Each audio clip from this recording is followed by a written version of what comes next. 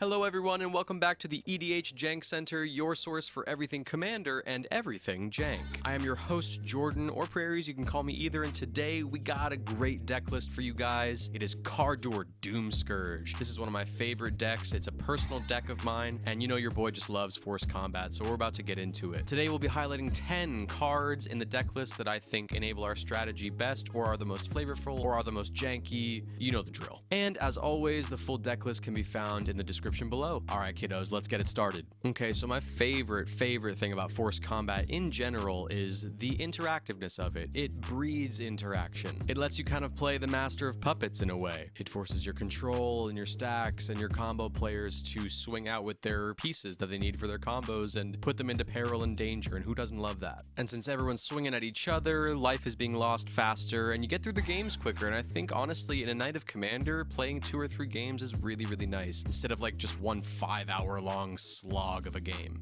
Another reason I really love Force Combat is it just forces interactions that wouldn't normally happen.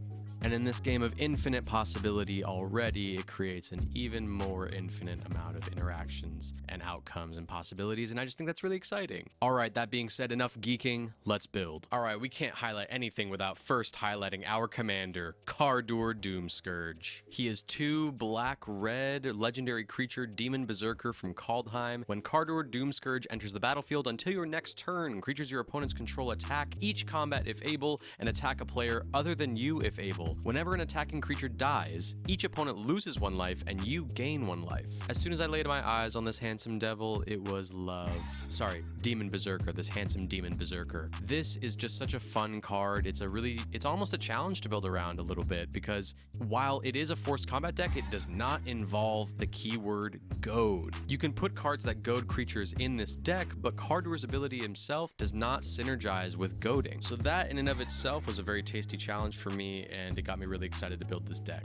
I've had this deck for a while now, and it is genuinely just my favorite to play. It's just so much fun. Every game is different, and it's a blast. So since Kardur has a enter the battlefield ability, I thought the best way to go about abusing his ability was blinking. Now, I know when you think blink, you think Brago, you think white and blue in general, but that's why Rakdos was such a fun color combo to build this in. It's a challenge, and that's what we specialize in at the EDH Jank Center, babies. Let's go. All right, with all those ideas in mind, let's move on to our first card. And that card is Mob Rule. 4 red, sorcery from Fate Reforged. Choose 1. Gain control of all creatures with power 4 or greater until end of turn. Untap those creatures, they gain haste until end of turn.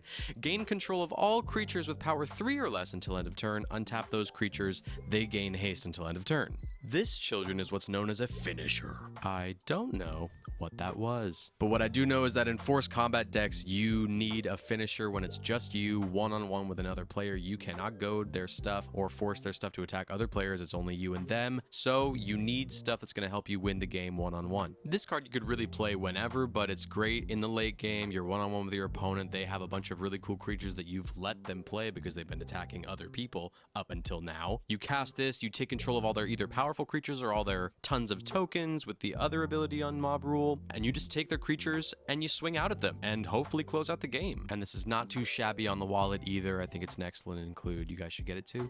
All right, up next we have a pet card of mine, Caltrops. 3 colorless artifact from Urza's Destiny. Whenever a creature attacks, Caltrops deals 1 damage to it. This card absolutely slaps in this deck, and I'll tell you why. One of the easiest things to do, especially in Rakdos colors, is to give people 1/1 tokens. Cards like Akroan Horse, Genesis Engine, and Varchild Betrayer of Keldor, although I don't have Varchild yet, it's a bit pricey, but I'm working towards buying it. They all give away these 1/1s to your opponents that when you play Kardur, they are forced to attack, and then when they attack, Caltrops triggers, dealing 1 damage to them. They will die, which triggers, pow, Kardur's second ability. That's right, folks, we get a supplementary amazing ability on Kardur that says whenever an attacking creature dies, each opponent loses a life and you gain 1 life. I mean, it's quite simple. One of your opponents has 5 1/1s, whether it's from you or their own strategy, they swing out because you're forcing them to with Kardur. You get to gain 5 life while the rest of the table loses 5 life, and that's just 1 player. Kardur basically pseudo goads the entire board until your next turn, which means if everyone has 5 creatures, creatures, you'll be gaining 15 life and everyone will be losing 15 life. This card is extremely solid. If you don't run it in a Kardur deck, please do. Oh, and one last thing, this doesn't just work on your opponent's creatures. Let's say you have an Ogre Slumlord and you've been making the 1/1 rats. You can swing out with the rats, and they don't even have to deal combat damage to the opponent you're swinging at, because they'll immediately die 2 caltrops. You'll be able to gain the life, and they'll be able to lose the life. There might be some scenarios where that's even better for you sometimes than just attacking. Up next, we got, oh, what's this? Another dope budget selection from the EDH Jank Center. Of course, baby, it's Skull Collector. 1 black creature ogre warrior from, what is, oh no, what is this? From Saviors of Kamigawa. At the beginning of your upkeep, return a black creature you control to its owner's hand. You can pay 2 and regenerate Skull Collector, and it's a 3/3. Hey, remember when I brought up blinking? Yeah, this is what I was talking about. This is not exactly blinking, obviously, but we are outside of the typical colors, and this is really good for the deck. At the beginning of your upkeep, since Kardur is both black and red, you can return Kardur with this ability and then slam it back down on the field to re-goad the entire table until your next turn, when you bounce it to your hand again with Skull Collector. Then you play it again and you go the table. It's good. It's right there. The strategy's right there. I think it's very good, and it's a budget card. What's not to love? Bonus points if you can include the red version, which I mentioned in an earlier video of mine. You can check that out right here. All right, next up we got Blood for Bones, 3 and a black sorcery from Core Set 2020. As an additional cost to cast this spell, sacrifice a creature. Return a creature card from your graveyard to the battlefield, then return another creature card from your graveyard to your hand. This is another pseudo blink card, so here's how it goes down. As you cast the spell, you have to sacrifice a creature as part of its casting cost. Ideally, this is going to be Kardur. He goes to the graveyard, then you can select him because the rest of the spell resolves while he's in the graveyard. You select him to return him to your battlefield, and you get that static goad effect until your next turn yet again. Oh, and you get another creature back to your hand, so that's great too. Next up is the blink card. It's Conjurer's Closet, 5 colorless artifact from Avacyn Restored. At the beginning of your end step, you may exile target creature you control, then return that card to the battlefield under your control. So this here is pretty self-explanatory, kiddos. It's the blink card. It's colorless, so we can fit it in the Rakdos colors. It's a bit pricey, but I mean, you're saving money elsewhere with all these dope budget cards that I'm giving you, so you have money to spend on a card like this. If no one removes this card, and that, granted, that is a big if, but if no one touches this card, you will be blinking Kardur every single turn. His effect will be occurring every single turn. You'll basically be impervious to attacks. It's fantastic. Keeping in tune with all these blink options in red and black, we have Kaya's Ghost Form up next. 1-drop black enchantment aura from War of the Spark. Enchant creature or planeswalker you control. When enchanted permanent dies or is put into exile, return that card to the battlefield under your control. So you can slap this on Kardur as protection. If someone wants to remove him, you know that if they kill him, he's going to be coming back to the battlefield. Or you can sacrifice him yourself with something like Viscerus here. Then he just comes right back and you're able to blink him that way. All right, we got one of my favorite artworks in the deck coming up. It's Carnage Gladiator, 2 black and a red. Creature, Skeleton Warrior from Dragon's Maze. Whenever a creature blocks, that creature's controller loses 1 life, and you can pay 3 and regenerate Carnage Gladiator, and it's a 4/2. So we've got Kardur goad in the board. Everyone's forced to attack with all their creatures. We want even more life loss than already is prevalent in combat, and Carnage Gladiator does that for us. They're going to be draining our opponents whenever they choose to block, and that's hopefully going to be very often. The effect doesn't seem like much, and I think that's why this will fly under the radar to your opponents, but over the course of a game, even if you're not goading people, this is just going to chip away at life totals and make it easier for you as the forced combat player to close out the game later on.